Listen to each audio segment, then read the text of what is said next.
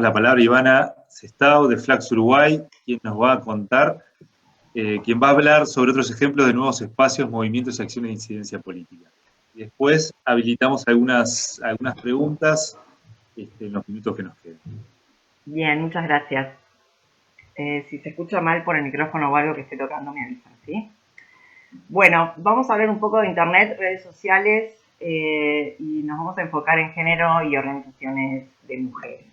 Pero primero me gustaría dar unos pasos hacia atrás y entender un poco qué se entiende o qué es la política pública, ¿no? Porque muchas veces estamos hablando sobre esto y no tenemos una clara noción de qué hablamos cuando hablamos de política pública. Y bueno, se trata de una respuesta que los estados, el Estado brinda frente a una situación o problemática determinada, ¿sí? Que bueno, que tiene que trascender un gobierno determinado y trascender también en el tiempo. Esa es la idea de lo que es una política pública.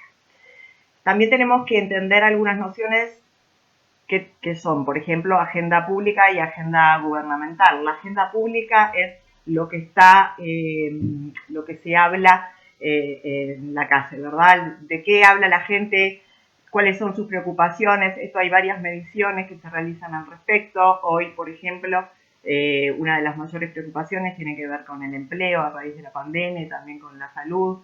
Antes de diciembre, el problema mayor lo marcaba la seguridad, por ejemplo, ¿no? Entonces, esos son los temas. Cuando hablamos de la agenda pública nos referimos a eso. Y la agenda gubernamental tiene que ver con, bueno, cuáles son las cuestiones que el gobierno que está en ese momento desea atender o tiene pensado atender en base a estas problemáticas u a otras que también puede ser que no estén en una conversación, como fue, por ejemplo, la ley integral de violencia hacia las mujeres, que vino desde, si bien se hizo con las organizaciones sociales, por supuesto, fue directamente traída desde el Ejecutivo, ¿sí? Acá me resulta muy importante también entender que una política pública tiene distintas fases, ¿sí? Y nosotros como organizaciones podemos actuar en cualquiera de esas fases y en algunas más fuertemente, ¿sí? Por ejemplo, en la problematización, que es la primera fase, ¿sí? Lo que se hace es, bueno, se identifica un problema y ahí se hace un diagnóstico del problema, que quiere decir cuáles son las características, cómo definimos ese problema. Y esto es muy importante porque frente a un mismo tema podemos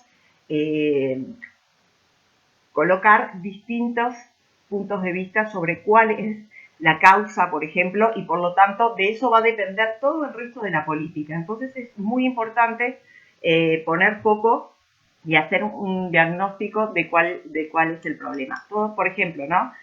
Todos estos datos que trajeron sobre la ciudadanía digital y cómo son los usos, etcétera, que se realizan de Internet y de redes sociales, es muy importante para poder entender cuáles son los problemas que tenemos que atacar. Si nosotros no tenemos ese diagnóstico primero, es difícil poder acceder a hacer determinados cambios, ¿no?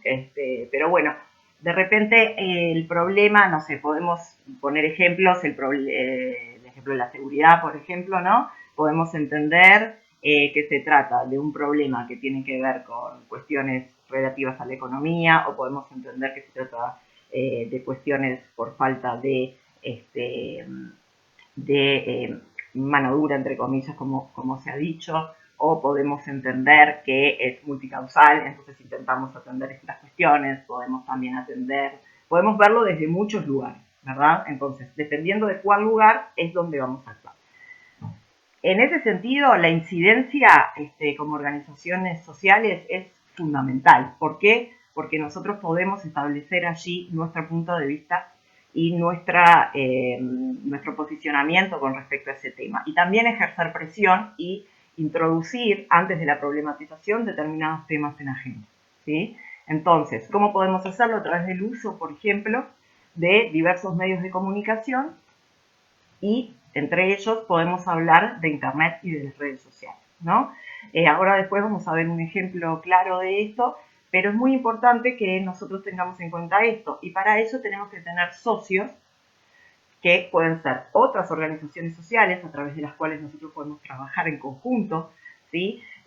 Haciendo planes, no me quiero extender mucho en esto, pero podemos hacer planes en los cuales desde distintas organizaciones lancemos sobre el eje de la misma campaña distintas cuestiones, ¿no? Entonces ahí ejercemos una presión sobre la temática, lo que obliga en cierta manera a dar respuesta desde algún espacio, ¿sí? Por ejemplo.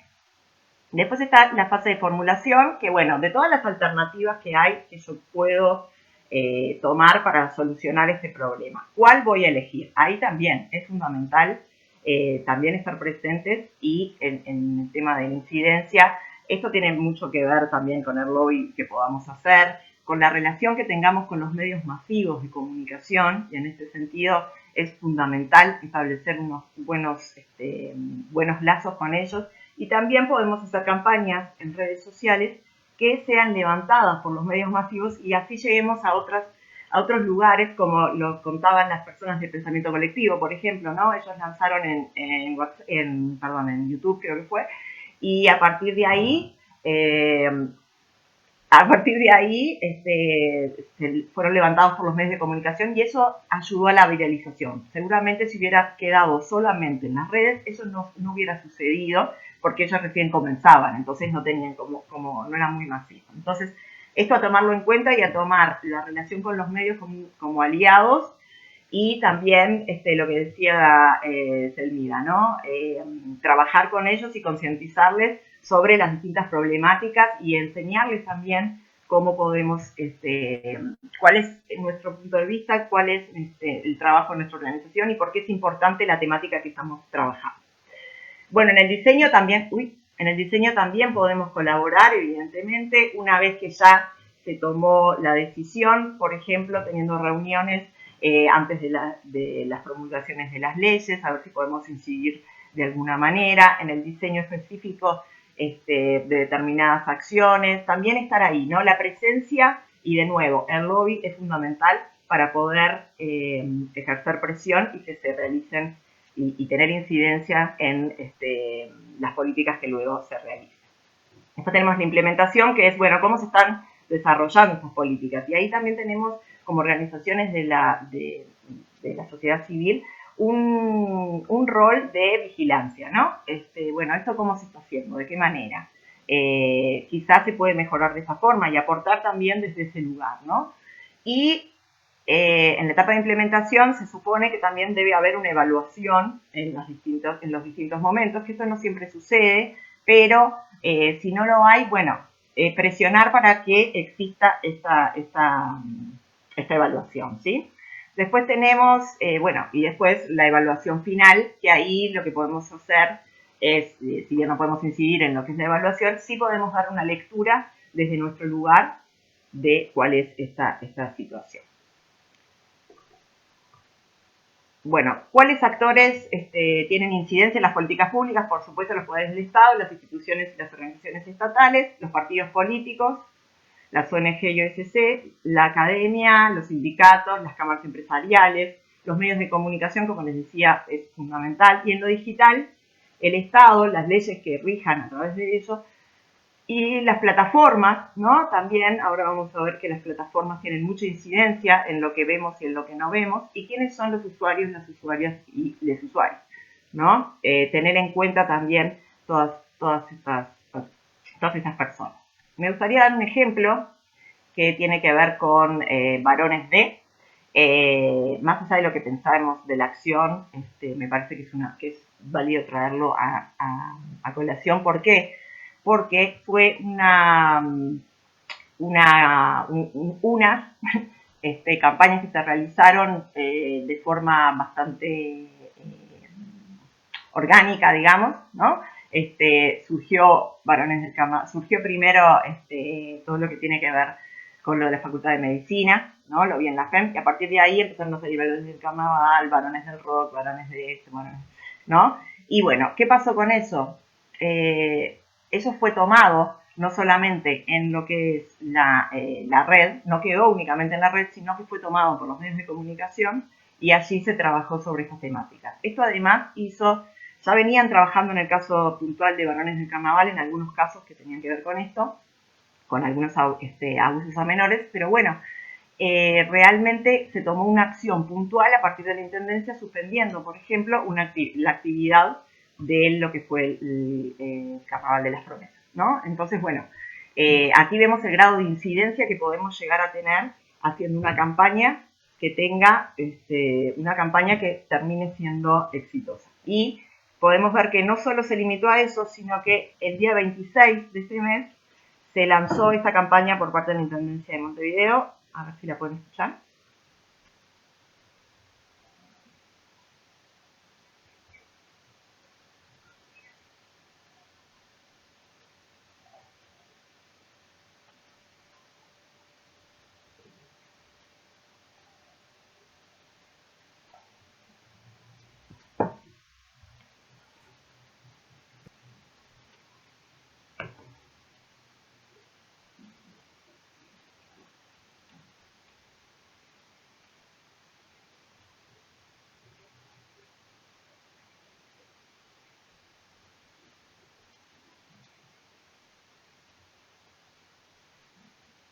Bueno, esa es una acción directa que está tomando la Intendencia de Montevideo sobre una problemática y que surgió a través del uso específico de las redes sociales. Entonces, a tomar en cuenta estas cuestiones, ¿no? Y como para empezar a trabajar sobre ello como una opción verdadera y válida para seguir adelante. No sé cómo estoy de tiempo, no quiero... ¿Estoy bien? Bueno, sigo. Estamos un poco pasados, pero nada, tratar de redondear.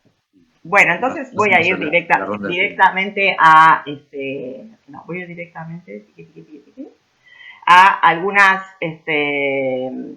respuestas que dio el movimiento de mujeres hacia estas problemáticas que tienen que ver con violencias de género, distintas violencias de género que se dan en las redes, que eso es para todo otro capítulo que podemos trabajar, pero bueno. Las respuestas fueron a través de feminismo en las redes, ciberfeminismo y hack feminismo, que son tres cosas distintas que muchas veces se ponen en la misma bolsa.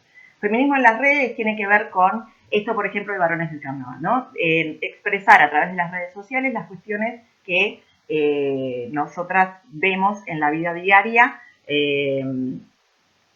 violencias distintas en la vida diaria o cuestiones diferentes, reivindicaciones, puede ser también la escasez de participación política, no sé, distintas cuestiones, pero que no tienen que ver estrictamente con el espacio de Internet. El ciberfeminismo sí tiene que ver con esto, ¿no?